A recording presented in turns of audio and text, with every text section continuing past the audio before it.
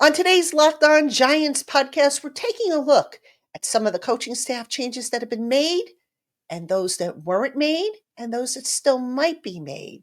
That's coming your way next here on the Locked On Giants podcast.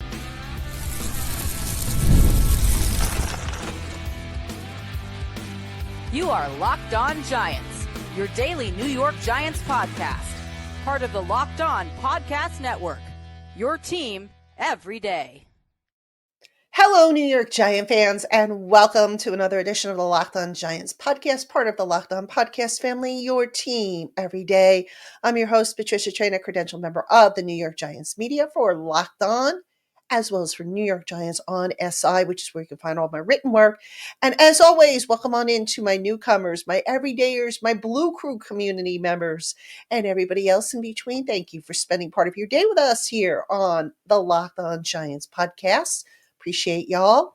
And today's episode of Locked On Giants is brought to you by Game Time. Download the Game Time app, create an account, and use the promo code LOCKEDONNFL to get $20 off your first purchase.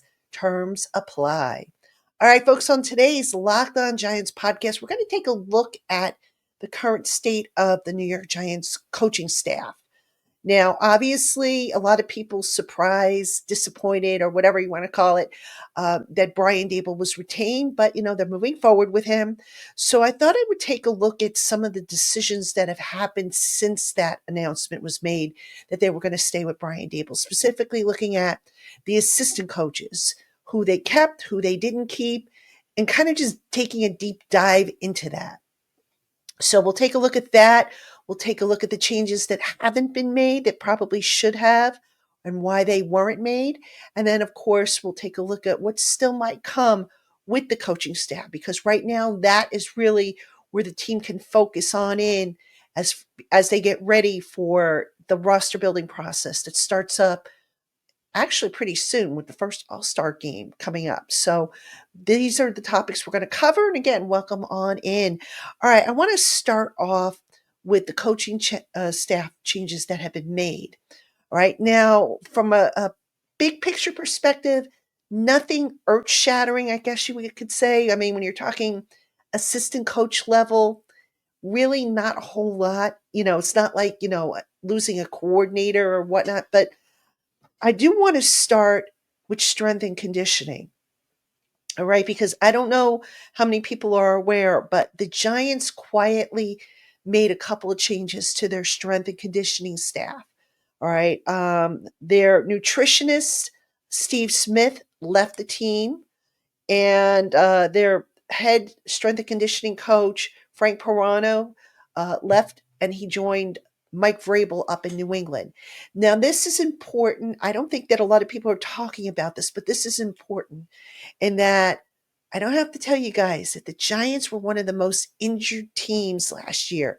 I don't have all the stats in as far as man games lost. I'm waiting to get that data, but they had a lot of guys getting hurt. And not just in games where, you're more susceptible to broken bones and twisted knees and all kinds of stuff and sprained ankles. Guys were getting hurt, it just seemed, a lot more frequently in practice. Right? So you had guys, that would suddenly show up on the injury report during the week in practice. And, as this was going on during the season, I kept saying to myself, what are they doing in practice that these guys are suddenly popping up on injury reports? Right? You had, again, broken bones. Austin Schlottman broke his leg, but more so you had a lot of soft tissue injuries, groins, and hamstrings and all that stuff. And I just sat there and I'm like, what are they doing or not doing that this is happening? Because it was cutting into guys' practice time. It was landing them on the questionable, under the questionable category on the injury report. In some cases, guys weren't even able to play after landing on the injury report, like on a Thursday or a Friday. So, as far as making any changes on the strength and conditioning staff, which is being overseen by Aaron Wellman, who I don't know if you guys remember, but when he was with the Giants a few years ago during his first tour of duty, the Giants were actually one of the more healthy teams in the NFL. They did not have the injury designations that they had these last few years. So when Aaron Wellman returned, I thought, okay, great. He's going to clean all this up and maybe the Giants won't be as injured.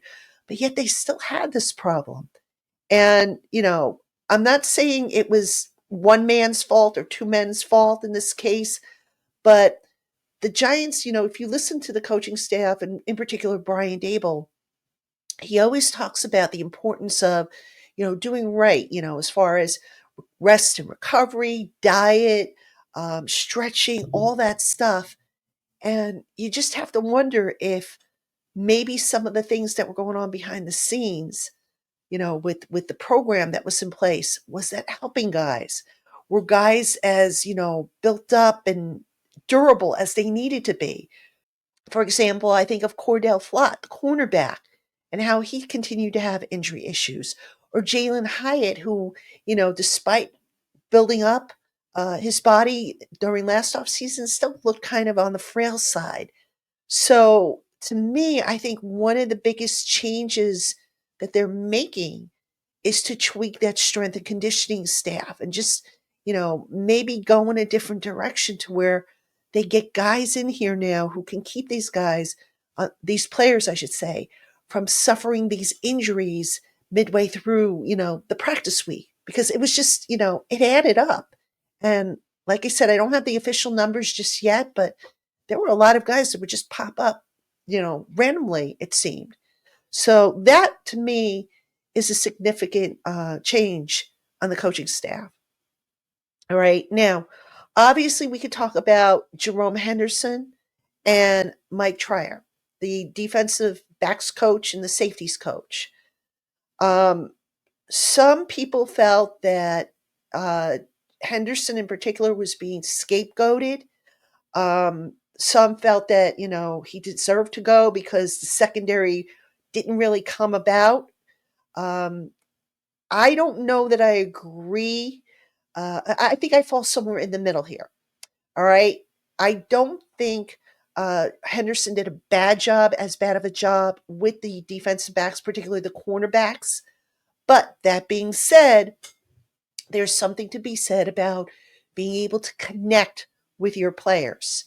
And I can't help but wonder that maybe Deontay Banks's regression this year, especially in being asked to play more zone coverage, which has not historically been a strength of his. Maybe they just felt that, look, this guy is a first round pick. He regressed.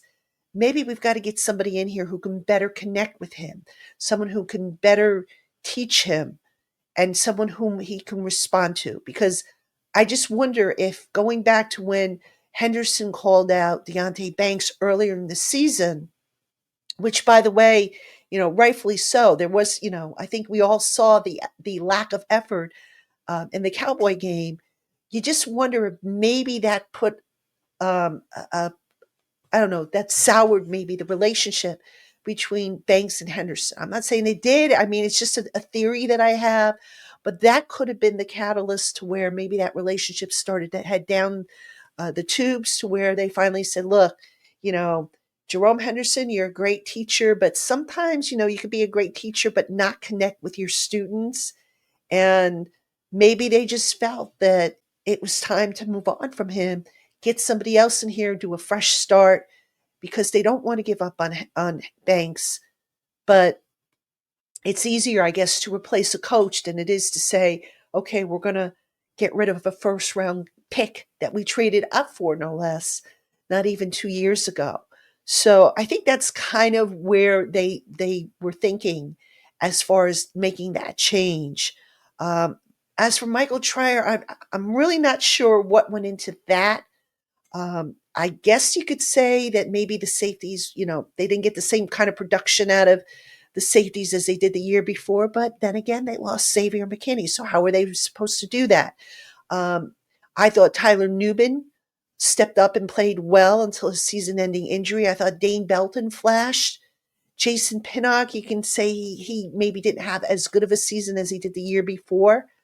So I'm really not sure, if that was just all tied in with the fact that, okay, we're getting rid of Henderson, so we might as well get rid of Trier as well. But Bottom line is that the Giants are going in a totally different direction at the defensive backs coaching position, and they're going to see if they can get some better results and better production out of those players, especially if they look to add to those units, which they probably will in some way, shape, or form, whether it be in the draft or in free agency. All right, coming up next, we're going to talk about the moves that the Giants didn't make and maybe what was behind their reasoning as to why they didn't make those. So that's coming up right after this.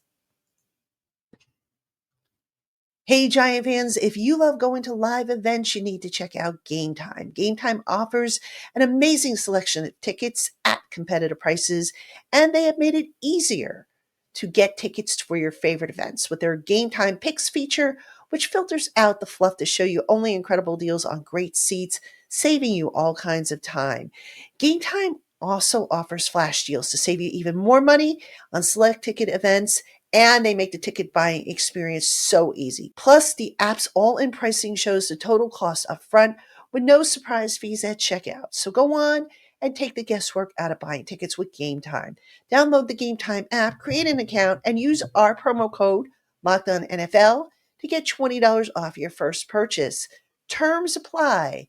That's Game Time, and that promo code is Locked On NFL, LOCKEDON for $20 off. What time is it? It's game time. All right, Giant fans, welcome back to the Locked On Giants podcast. I'm your host, Patricia Traina. And as always, thank you for spending part of your day with us here on the Locked On Giants podcast. We're talking about the Giants' state of the coaching staff, the changes that were made, the changes that weren't made, and what's still yet to come in all likelihood. And now we're going to talk about the changes that weren't made. And I think y'all know where I'm going with this one. Maybe the biggest surprise of them all, and that was the decision to retain defensive coordinator Shane Bowen. Now, I know a lot of you, like me, probably thought that, especially after co-owner John Mara spoke how opponents march up and down the field against the defense, that maybe Shane Bowen was going to be in trouble. But yet, the Giants are running it back with him. And a lot of people, when that came out, they were like, why? What are they thinking? And I'm going to take a guess here.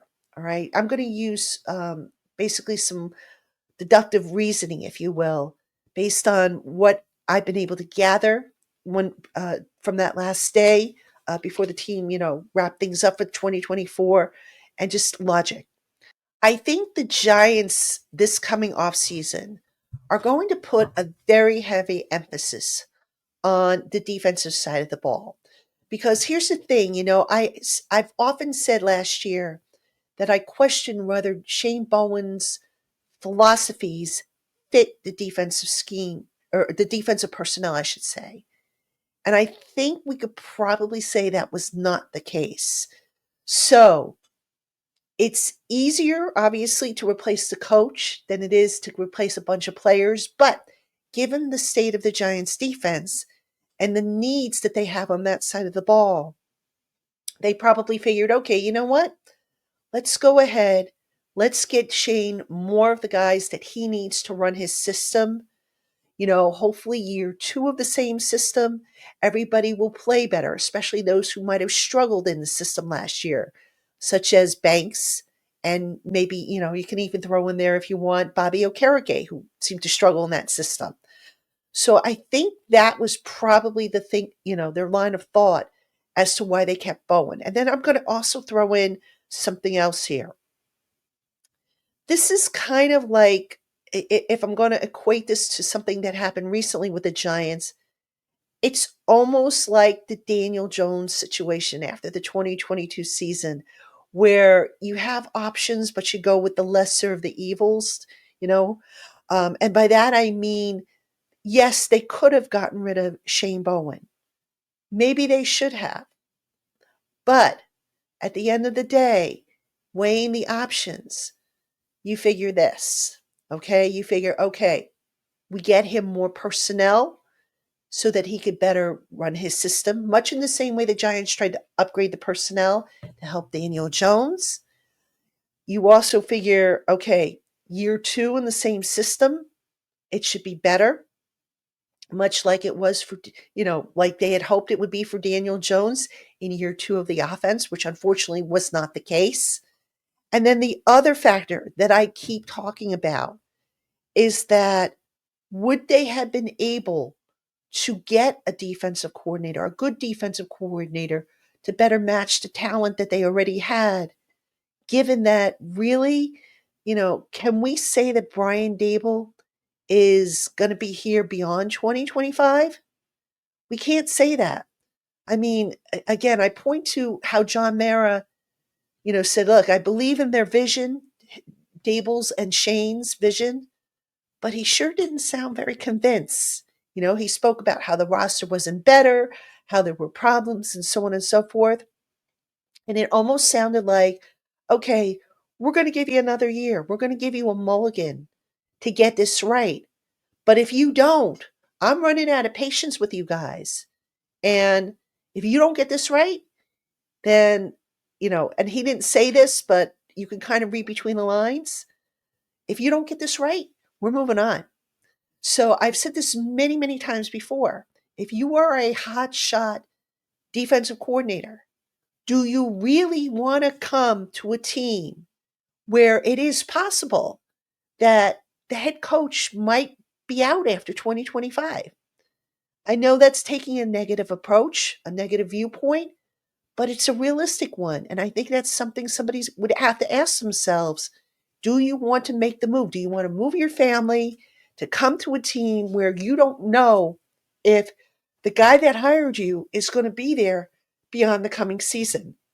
So, with that said, I know that's not really a good reason to retain someone, but you wonder if maybe that was a factor in the whole thought process.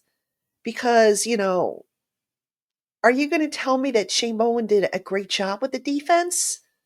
There were too many instances where you were sitting there week after week and you would say, what's taking you so long to adjust to this, that, and the other thing? And I'll give you an example. I've mentioned this before on the show. The run defense. Do you know why the run defense got better towards the end of the season, even without Dexter Lawrence? Because they adjusted. They put a three-man front as opposed to a two-man front. And that helped with stopping the bleeding.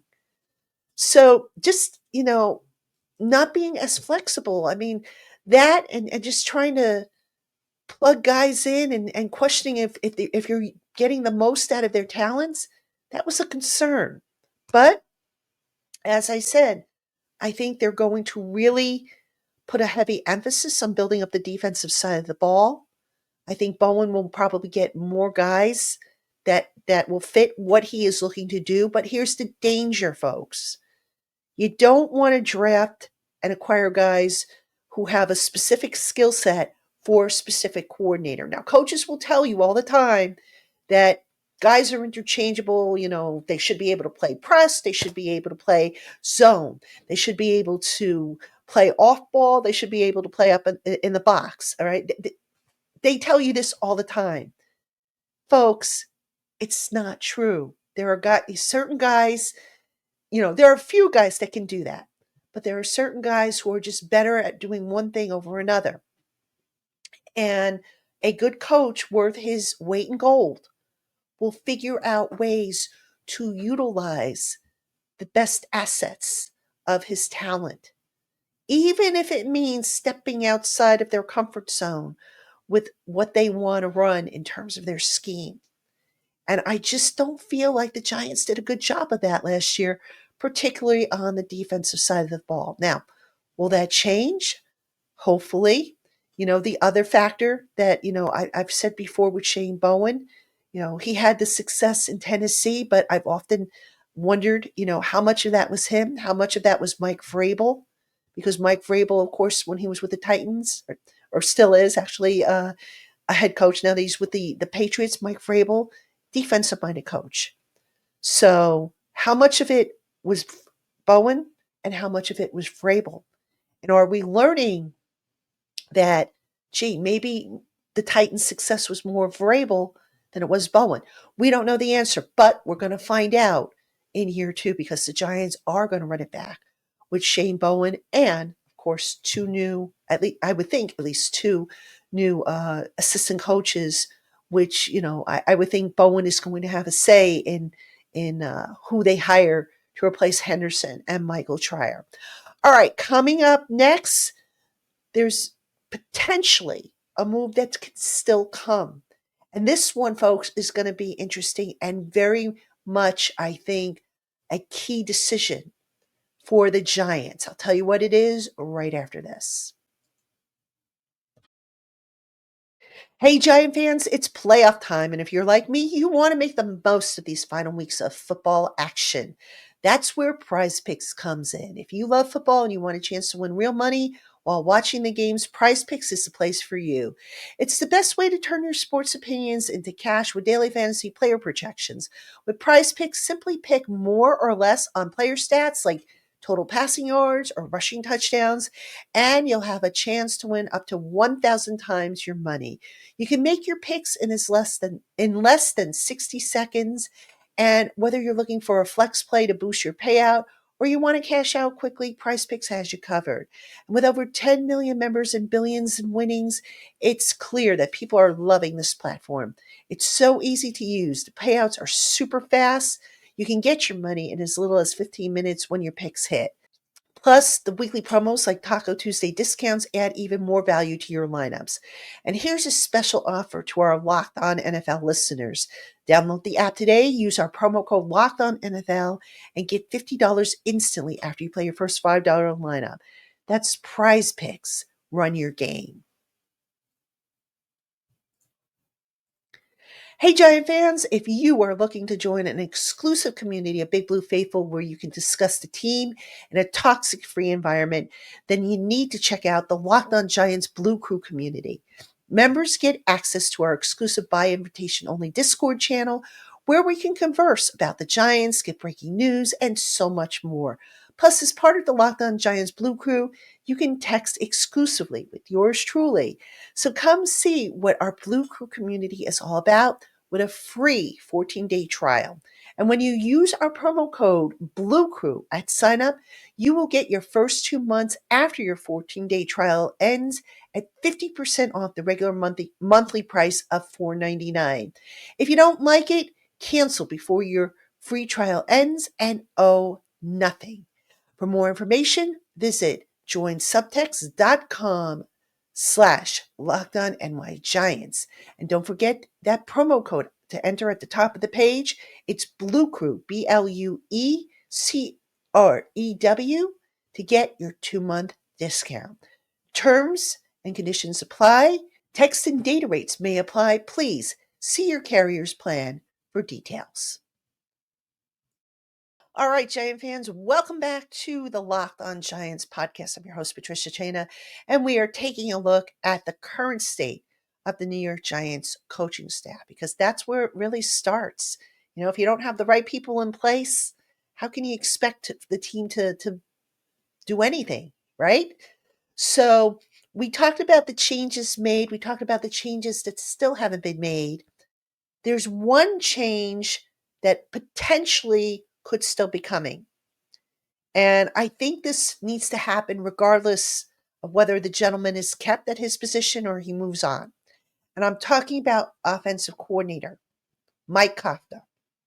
All right, so as I record this, Mike Kafka was scheduled to have a second interview with the New Orleans Saints for their head coaching job. All right. The Giants, they're not going to block Kafka from pursuing a head coaching job. They might block him from pursuing another offensive coordinator position with another team, but not for a head coaching job. But here's the thing, folks. Brian Dable, at the end of the 2024 season, during the wrap up, basically said everything's on the table. He said that he has not ruled out possibly giving up the play calling.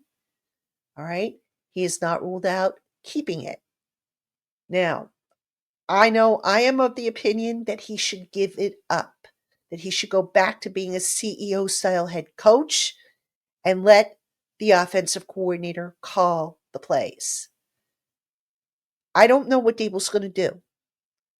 Now, if he decides to give it up, Here's the question he needs to ask himself. Does he go back to Kafka and give him that role? Does he go to another assistant on the staff? Maybe Shay Tierney, the quarterback's coach? And if Kafka leaves, then what? Who's the offensive coordinator? All right. I think if Kafka leaves for a head coaching job, I believe Shay Tierney will probably get promoted. But will he get the play calling responsibilities? That I don't know. Now I do know last year there were times during the spring and summer that Shay Tierney had an opportunity to call plays during practices. All right. Maybe they were getting him ready for that role someday. I don't know. But whoever they have calling the plays, it's going to be important. Now, you could say that Dable didn't do a horrible job calling the plays this past year, but there were instances where you were just sitting there and you were saying, what are you thinking? I've talked about the heavy reliance on analytics, which drove me crazy. There were some instances where the creativity just, was there and sometimes it wasn't. There were questions about the red zone usage. For example, why not get the tight ends more involved inside the red zone where they can have a size advantage? Why call slow developing plays inside the 20 when the defense has less ground to cover? So there were issues with the play calling last year. So I think just as important is what do they do for the play calling role? And whether they go back to Kafka, assuming Kafka doesn't get a head coaching job, or if they go in a totally different direction. That's a coaching decision that needs to be made and they need to get right. I don't think they're going to necessarily bring in another guy unless Kafka leaves. And again, I think in that case, if Kafka leaves, you're going to see Tierney get promoted, and maybe they promote Christian Jones to quarterbacks coach, the full-time quarterback coach. That might depend on what they do in the draft. If they bring in a rookie, maybe they're going to want a more experienced quarterback coach who's looking for work to come in and work with that rookie. But if they go with a veteran, maybe they say, okay, you know what? We can go based on what we have here on the staff. Maybe we just shuffle around some responsibilities. So all that is important because I don't have to tell you guys that, this team's going to remake the quarterback room. And they need to make sure that in addition to having a good offensive line, in addition to having receivers and a running game, they need to have a creative play caller who can get the most out of the offense. And is Dable that guy? I don't know. Sure didn't look at last year based on how the offense finished, right? But again, we'll see what Dable decides. I have a feeling he's not going to give up the play calling. I think he should, but I'd be surprised if he does. Hopefully I'm wrong there, but we shall see. All right, Giant fans, that is going to do it for this edition of the Locked On Giants podcast. Again, thank you for spending part of your day with us here on Locked On Giants, and we'll see you again tomorrow.